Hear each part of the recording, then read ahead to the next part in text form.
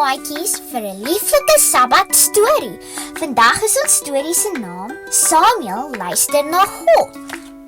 Corrie is 'n helper. Hy help om die tafel te dek. Samuel was ook 'n helpertjie, net soos Corrie. Hier is klein Samuel.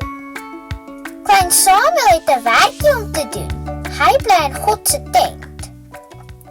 Kyk na die mooi kandelaar. Samuel het 'n werkie om te doen. Hy poleer die kandelaar. Klein Samuel is priester Eli se helper. Klein Samuel is ook God se helper.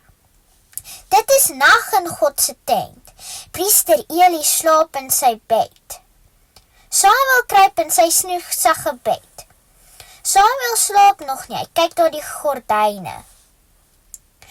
Shh, Eli slaap.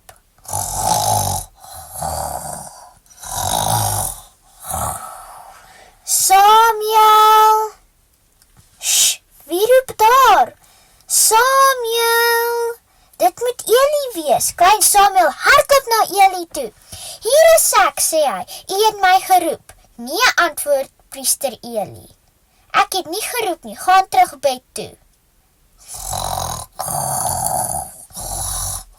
Samuel! Shh, wie roep daar? Samuel!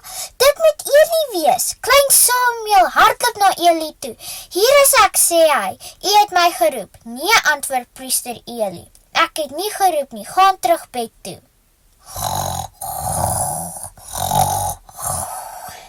Samuel! Shh, wie roep daar? Samuel! Dit moet Eli wees. Klein Samuel hardloop na Eli toe. Hier is ek, sê hy.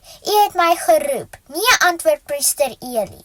Gaan terug bed toe, klein Samuel, sê priester Eli.